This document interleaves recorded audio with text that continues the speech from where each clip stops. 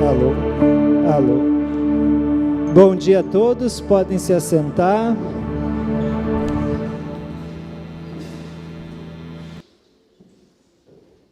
Reinaldo me pediu para compartilhar a palavra no dia de hoje.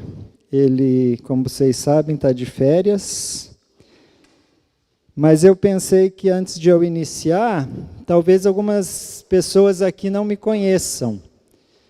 E eu pensei de contar um pouquinho da minha história. O Reinaldo sempre fala, no meu tempo da missão, eu nunca saí da missão, da Jocum. Ele veio para o pastorado, mas eu continuei. Então faz 35 anos que eu sou missionário, trabalho através de jovens com uma missão. Nessa história toda, teve um tempo que eu fui missionário para meninos de rua. Quando eu comecei, em 89, eu trabalhei com meninos de rua, por 3 anos. E eu vi meninos saírem da rua, eu discipulei eles. Um deles hoje já é formado em bioquímica e mora em Porto Velho.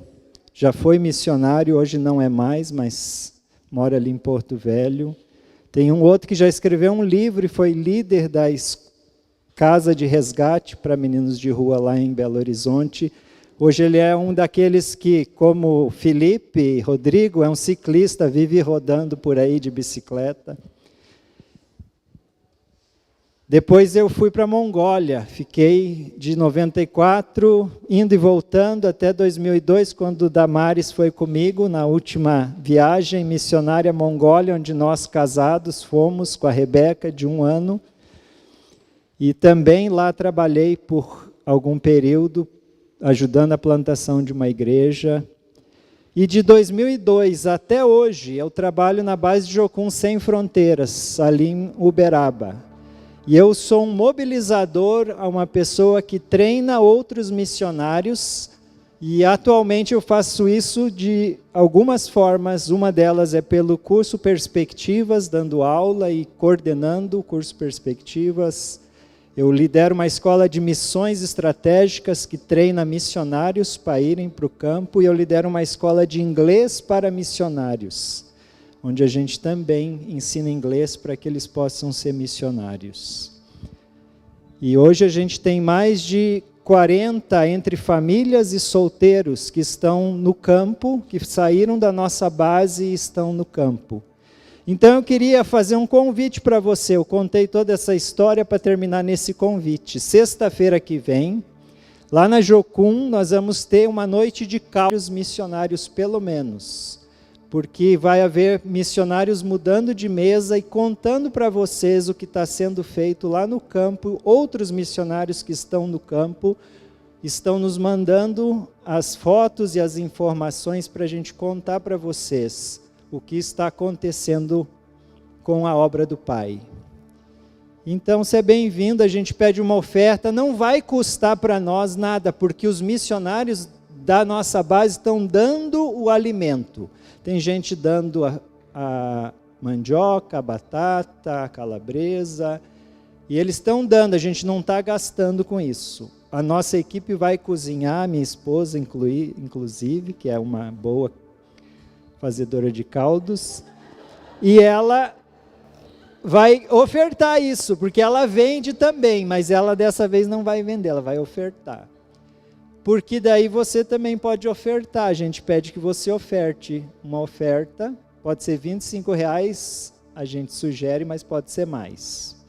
Se você quiser ir no meu Instagram, tem lá a propaganda, e você pode pedir para mim, eu te mando o convite, porque é convite numerado, a gente não vai conseguir dar mais do que 100 pessoas, não cabe lá, então se você quiser ir, você precisa pegar um convite numerado comigo, para que a gente não perca o controle. Ok? Feita a propaganda, vamos para a palavra. É Marcelo C. de Moura. Se você não me segue, pode seguir, mas eu quase não posto coisa lá, então não sou desses. Você até pode me seguir, porque quando você vê alguma coisa lá é porque importa, não é qualquer coisa. Então vamos lá, gente. Igreja, A temática desse mês é a igreja ser ou não ser. E o meu subtema é ser ou não ser, filhos ou bastardos.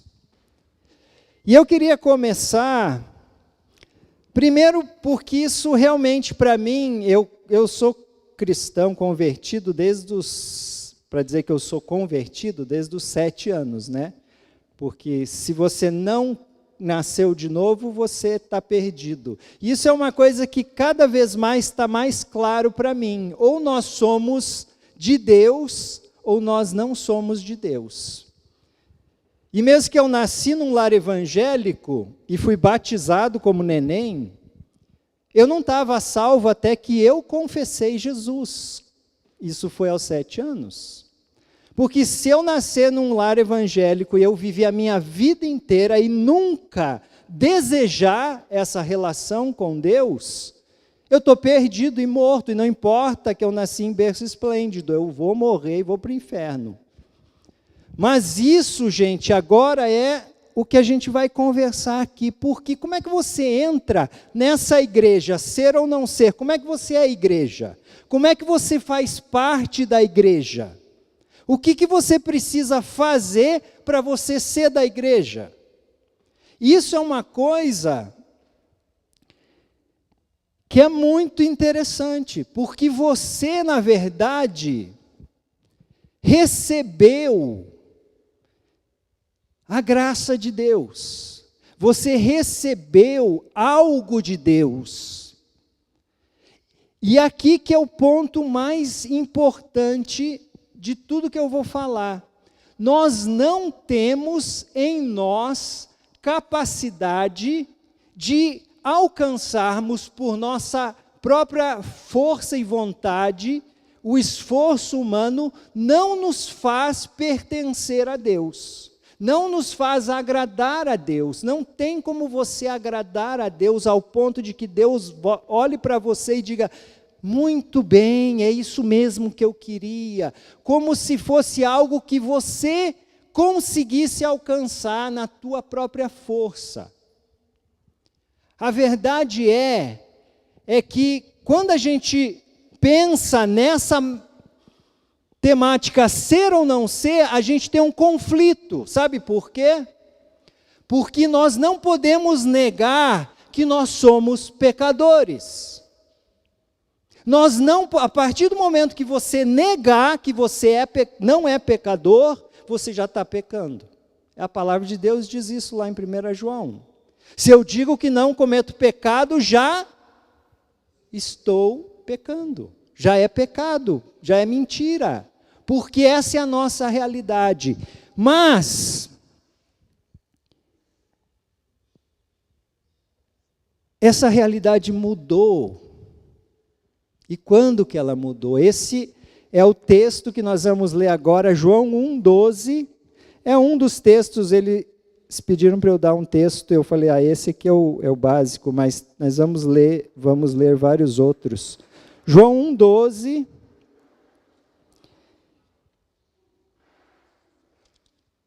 Diz assim,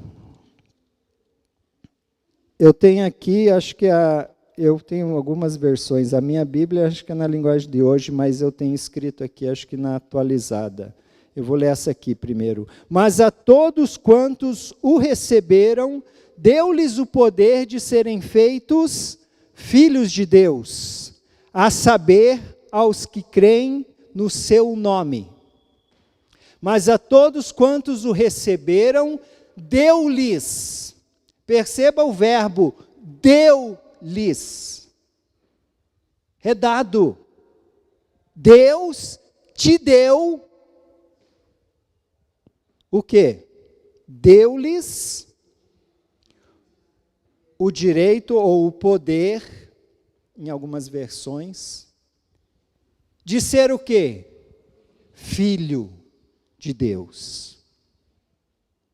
E a partir do momento que você recebe, porque todos quantos o receberam, então se você recebe o que Deus está te dando, que é a própria vida do seu filho, Ele deu para que você receba, para que você creia, e você seja então filho.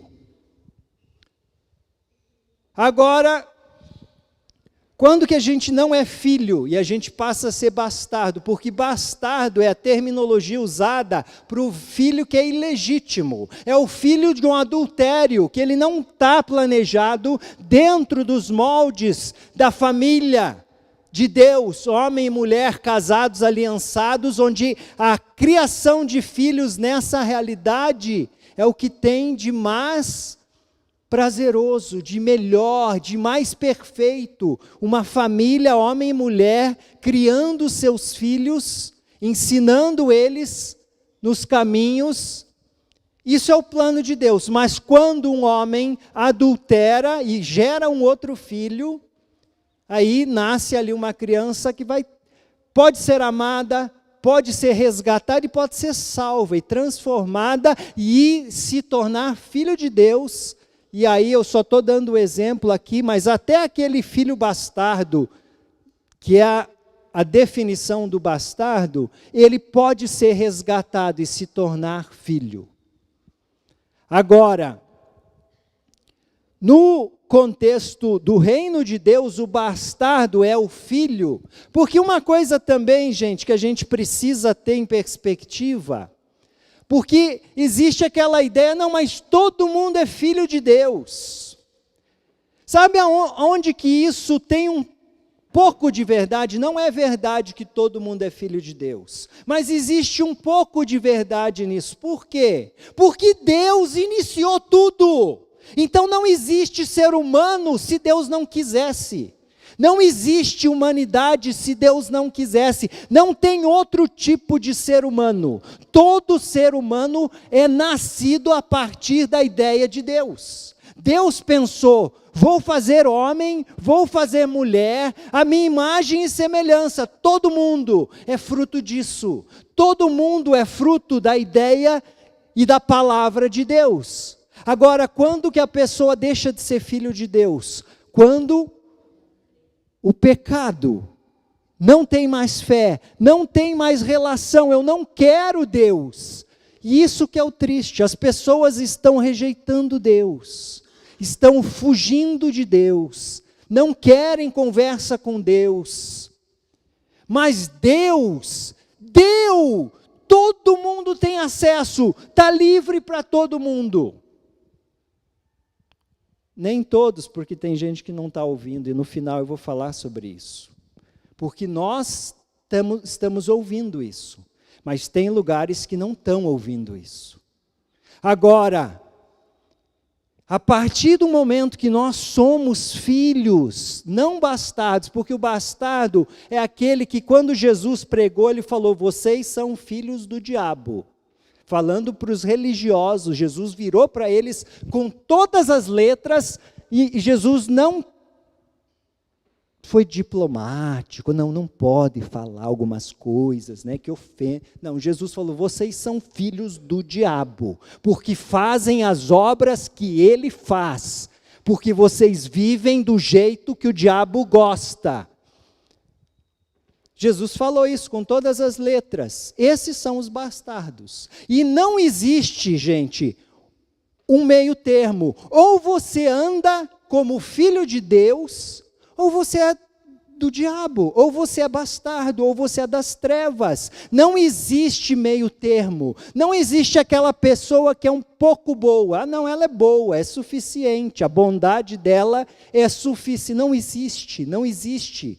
No ser humano, capacidade de ser filho, de ser aceito, de ser bênção. O segundo ponto dentro disso aqui, a gente vai entrar, é que se nós somos filhos de Deus, Deus pede de nós que nós sejamos como Ele. Então, na palavra de Deus, a gente encontra uma ordem que diz assim, sede santos, como eu sou santo. Isso é ser filho. Agora, sabe o que atrapalha a gente nisso? É porque quando a gente ouve a palavra santo, você pensa no quê? Quando você pensa em ser santo, sabe o que geralmente vem na minha cabeça? Aquela pessoa hiper-religiosa. Sabe, porque a palavra santo também tem uma ideia de separado. Então é aquele cara que ele foi separado, que agora ele é diferente dos outros, que ele sai fora da realidade e agora ele vive uma aura, né? A gente pensa até na auréola e aquela coisa celestial, onde aquele cara aquele status é diferente da vida, diferente do dia a dia, um negócio assim que é praticamente inalcançável. É isso que Deus está pedindo da gente? É isso que Deus quer de nós? Filhos, sede santos como eu. Sabe aonde que você vai encontrar a resposta para isso? Deus deu a resposta. Sabe o que ele fez? Ele, santo, ele falou, olha, eu vou mostrar para vocês que dá para ser santo no corpo de vocês. Com braço, perna, com limitação, com ir no banheiro, com ter órgão genital, com ter desejo sexual, e eu vou dizer para você que é possível viver perfeitamente nesse corpo. Meu filho vai fazer isso, eu vou mandar o meu filho, ele vai nascer de uma mulher, ele vai sentir ali o que é ser filho, que é ser carregado no colo, mas ele vai ser santo. Jesus é santo. Agora, você viu que eu falei que Jesus chamou os caras de filho do diabo? Não parece muito santo falar isso, né? Ou pegar o chicote e sair quebrando tudo na igreja, dizendo aqui não é lugar, esse lugar aqui não é o lugar para fazer isso. Então, se Jesus é o exemplo de santidade, a gente tem que parar e ver o que Jesus viveu, o que Jesus fez e copiar ele.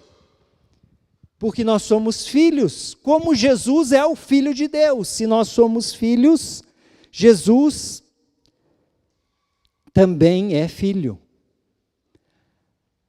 Agora, eu esqueci de olhar na minha nota, eu vou ter que voltar no ponto anterior do ser filho, porque tem alguns benefícios de ser filhos que são muito bons. Sabe o que diz lá em Romanos 8,17? Se somos filhos, também somos herdeiros. Herdeiros de Deus e co-herdeiros com Cristo. Se com Ele sofrermos, também com Ele seremos glorificados. Se com ele sofremos, talvez essa parte não fica boa na ideia da herança aí, né? Para sofrer, a herança estava boa, mas sofrer. Por quê? Porque Jesus nos disse que no mundo tereis aflições, mas tende bom ânimo, eu venci o mundo. A vida do Filho de Deus, no momento atual, não é uma vida fácil. A vida do Filho de Deus, atualmente, é a vida de Jesus quando veio à Terra. Vão falar mal de vocês, se falaram mal de mim, vão falar mal de vocês. Se eles não gostaram do que eu falei, não vão gostar do que vocês estão falando. Mas eu não sou livre disso, Jesus, e você também não é. Se é meu seguidor, você vai sofrer, você vai passar pela prova, você vai passar pela dificuldade, mas você é herdeiro. Sabe o que é ser herdeiro? Talvez você não saiba. Eu já usufruí da herança, mas porque eu casei com a Damares, né? Porque tivemos duas perdas profundas. A mãe dela faleceu cedo e depois a avó faleceu. E daí nós tivemos uma herança. Nós temos hoje um apartamento por causa dessa herança. Porque aí nós recebemos e pagamos, e agora é uma herança. E é tão herança que agora minha filha mora lá. Então, mas isso, gente, herança financeira dá problema, dá briga, na família nunca é fácil herança. Mas, Não é sobre o físico material, é uma herança de vida, de eternidade, uma herança de a gente poder contemplar que vamos sim ter um lugar maravilhoso. Ele disse: eu preparo um lugar para vocês. Eu preparo um lugar. A nossa visualização do futuro é a melhor que tem. Você vai ter uma morada celestial, um lugar belo para viver. É a herança de viver na presença de Deus, de ter Deus como Pai, de andar nas ruas, onde a presença de Deus, aquilo que a gente percebe aqui antes, louvando a Deus, é mais do que isso, vai ser mais elevado do que isso. Mas abra também 1 João 3:1.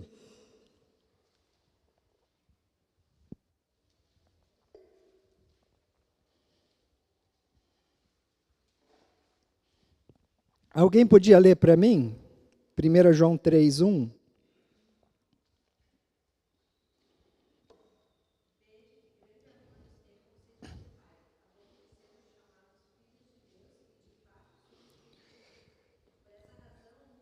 Tá bom até aí. Que de fato somos filhos de Deus. Nós somos filhos. Ser filho é ser corrigido. Lá em Hebreus 12, versículo 8, fala que se nós somos filhos, nós somos corrigidos. Se somos corrigidos é porque somos amados. Quando não somos corrigidos, quando não há disciplina, quando não há santidade, quando não há correção, nós somos ilegítimos, somos bastardos. Mas nós somos filhos, de fato somos filhos. E se somos filhos, então, nós vamos viver a vida que Jesus quer que a gente viva. Ser santo é possível. Agora tem mais uma coisa sobre isso, que é muito interessante. Não é fruto, a santificação não é fruto do teu trabalho, não é fruto do teu esforço, não é fruto da tua disciplina na força da tua capacidade de dizer: agora eu vou ser santo. Não está nisso, sabe aonde que está? Veja a tua Bíblia lá, 2 Pedro, versículo 1, capítulo 1, versículo 3.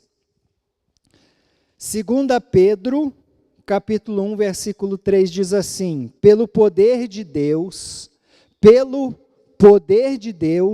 nos foram concedidas todas as coisas que conduzem à vida e à piedade, pelo pleno conhecimento daquele que nos chamou para a sua própria glória e virtude. Pelo poder de Deus, nos foram concedidas todas as coisas. Então foi através do quê? Do poder de Deus.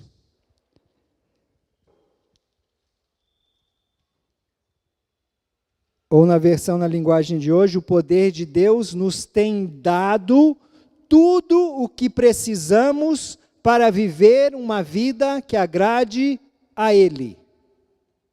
O poder de Deus nos tem dado tudo o que precisamos. É o poder de Deus. É a vida de Deus.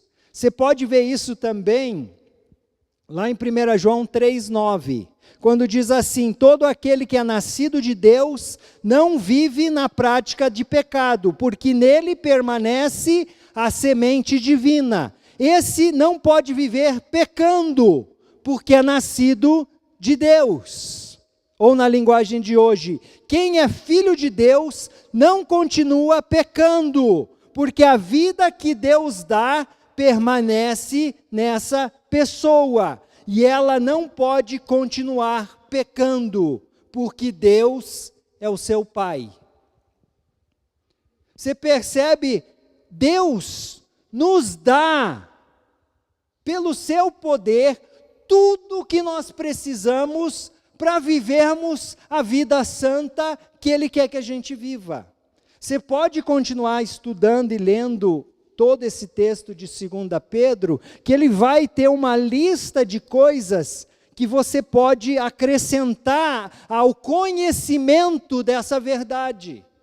Porque a gente recebe isso pelo conhecimento. Nós estamos conhecendo isso. Nós podemos ser santos, agradarmos a Deus, porque Ele nos dá o poder para isso. Aí, a esse conhecimento, você pode acrescentar, e aqui diz, domínio próprio, perseverança, devoção a Deus, amizade cristã, amor. Tudo isso você pode acrescentar a esse conhecimento. Mas aí sabe o que acontece? A premissa básica de tudo isso que a gente está falando é que o ponto central é relacionamento. É relacionamento. Nós somos transformados pelo relacionamento com Deus. Pelo relacionamento que nós temos com Deus. A partir dessa relação que você tiver com Deus, você é nascido de Deus, você recebeu de Deus o direito de ser filho de Deus, agora você, nessa relação com Deus, você vai sendo transformado, você vai sendo trabalhado por Deus de fé em fé. Agora talvez você lê isso aqui e você fala, mas não é bem assim comigo. Eu nasci de Deus, eu sou filho de Deus, mas eu ainda tenho dificuldade com alguns pecados. Eu ainda, quando diz aqui que não continua, parece que comigo não resolveu, parece que não tratou completamente. Mas eu quero dizer para você, eu por muito tempo fiquei me condenando, porque eu realmente, eu me converti aos 7 anos, então dos 7 anos aos 55 que eu tenho hoje, tem toda uma história de vida aí, onde, se eu digo foi perfeita, foi sem luta, foi sem pecado, não foi. Tiveram momentos de muita desobediência, mas uma coisa que eu concordo com o texto, que aqui diz assim, não vive na prática do pecado, porque nele permanece a semente divina. Isso eu entendo, assim é a minha vida. Eu não consigo permanecer no pecado, e graças a Deus, hoje, já não vivo as lutas que eu vivia há 20 anos atrás. Hoje eu já me sinto muito mais perto de Deus, muito mais santo, muito mais livre do pecado, mas é uma caminhada. Quer dizer que o jovem não pode ter isso? Pode. Agora, muitas vezes a gente cai, e quando a gente cai é um tropeço, gente, a gente não está vivendo no pecado, é um tropeço, caiu, fez errado, levanta. Deus está sempre disposto a te receber de volta, e Ele sempre vai te estender graça, e Ele vai te dar condição, porque a força para você viver essa vida vem de Deus. Ele vai te dar poder, Ele vai te dar unção, Ele vai te dar força para não viver no pecado, para você viver a vida que Ele quer que você viva. E você precisa o quê? Precisa buscar relacionar, buscar Ele, conversar com Deus. Palavra de Deus, é a palavra de Deus, aqui tem tudo que você precisa para saber o que você tem que fazer. Todos os ensinamentos, são muitos, que vão aqui te abrir o caminho para você viver uma vida boa. Mas não vai ser fácil, porque se você realmente quer seguir a Deus como filho, você vai ser perseguido, você vai ser alvo daqueles que não amam a Deus. Mas, para a gente terminar, tem um último ponto, porque uma coisa que Deus deixou claro para nós também como filhos, é que Ele diz que se nós amamos a Ele, nós fazemos o que Ele manda. Ele diz assim: se você me ama, faça o que eu estou te pedindo. E pai e mãe sabe que isso é muito bom, né? Quando você pede alguma coisa para o filho, você espera que ele faça. E obediência é quando o filho faz na hora que foi pedido. Porque quando demora a fazer, a gente já fica nervoso. Agora, sabe o que Deus quer que você faça? Quando Ele diz, faça o que eu quero, faça o que eu estou pedindo, faça o que eu mando. Tem muitas coisas na Bíblia que Deus pede que a gente faça. Mas Jesus, Ele falou uma coisa antes de subir aos céus. E quando é o último discurso de Jesus antes de ir embora para o céu, é tipo assim: eu vou embora agora, eu não vou estar mais entre vocês, eu vou deixar para vocês o que vocês precisam fazer. Quando eu não estiver aqui, o que vocês, discípulos, precisam fazer, está lá em Mateus 28, de 18 a 20, que diz assim: ide, portanto, e fazei discípulos de todas as nações, batizando-os em nome do Pai, do Filho e do Espírito Santo, ensinando-os a guardar todas as coisas que eu vos tenho ordenado. E eis que eu estou com vocês todos os dias até o fim dos séculos. Então ele pediu para a gente fazer isso. Outro escritor, Lucas, ele falou assim, lá em Atos 1:8, recebereis poder ao descer sobre vós o Espírito Santo e sereis minhas testemunhas, tanto em Jerusalém como na Judéia e Samaria e até os confins da terra. Ser ou não ser, ser testemunha ou não ser testemunha. É simples, é ser testemunha. Você não precisa nem fazer escola para isso. Você precisa contar para os outros o que você tem visto e ouvido do que Deus está fazendo na sua vida. É isso. Jesus mudou a minha vida. Eu era pecador. Quando eu tinha a ausência de Deus em mim, eu tinha medo de morrer. Eu tinha medo de morrer. Eu achava que eu ia dormir, eu nunca mais ia acordar. Eu achava que dormir para mim ia ser sempre, e amanhã, será que eu vou estar aqui? O que vai ser da minha vida? Até que com 7 anos, isso era até meus 7 anos, que eu era perturbado com isso. Porque quando eu recebi aos 7 anos de idade, eu já tinha capacidade de entender que Jesus entrou na minha vida. E que a partir dele estar comigo, a morte não tem mais poder sobre mim. Aquela noite, era um sábado, eu fui dormir. Quando eu acordei no domingo, era tipo para mim o domingo da ressurreição. Eu estava cheio de Deus, com 7 anos. Eu sabia que eu podia dormir à vontade, eu nunca tive mais problema de dormir. Nem tinha quando era criança, mas a realidade é, Jesus entrou na minha vida. E eu posso contar isso. E eu posso dizer, eu nunca mais deixei de andar com Jesus. E eu nunca mais tive medo da morte. Porque eu posso encontrar gente morrendo de medo da morte. Eu posso dizer para eles, tem uma vitória sobre a morte. Jesus venceu a morte. Essa é a mensagem, ser testemunha. Você conta a tua história, você fala para os outros o que Jesus fez na sua vida. Mas aqui ele está falando, não é só aqui. É em Jerusalém, Judéia e Samaria, até os confins da terra. Sabe o que são os confins da terra? Deus está me incomodando nos últimos 60 dias, desde que a gente teve um encontro lá em abril, onde trouxeram para nós na Jocum, nós tivemos uma perda muito grande na Tanzânia, onde mais de 20 pessoas, não sei, ou 18, não sei se foi 20 ou 18, morreram num acidente de ônibus.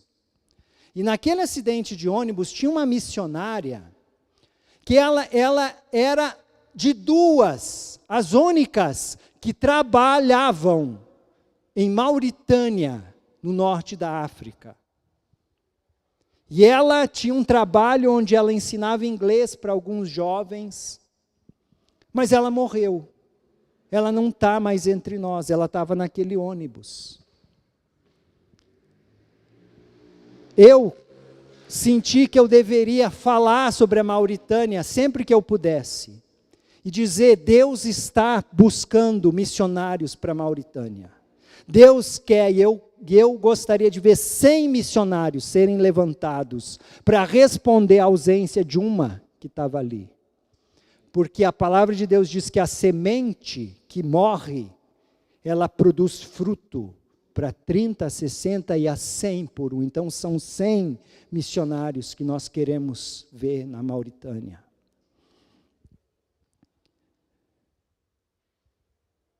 Mas todos os povos, todas as línguas, precisam ouvir essa mensagem. Vocês não acham que isso aqui é precioso demais para a gente guardar aqui no Brasil? Tem que sair daqui e contar para aqueles que não estão ouvindo. Porque quando eu fui na Mongólia, eu trabalhei por 1 ano com uma menina, aluna minha, que vinha na minha casa. No primeiro dia, ela viu uma Bíblia, ela perguntou o que era, eu disse, a Bíblia, a história de Jesus. Ela largou a Bíblia e disse, eu tenho que ir para minha casa, minha mãe deve estar me chamando, com medo daquela história. Depois de 1 ano, quando ela já era amiga minha, ela pedia, me leva para o Brasil com você, me leva para o Brasil com você. Ela queria vir para o Brasil com a gente. Eu estava indo embora. Aí ela chegou um dia lá em casa e ela falou, me conta a história do livro. E aí eu contei para ela a história de Jesus, e eu falei, você não quer Jesus na tua vida? E ela virou para mim e falou assim, Jesus é mau. A minha mãe disse que Jesus é mau.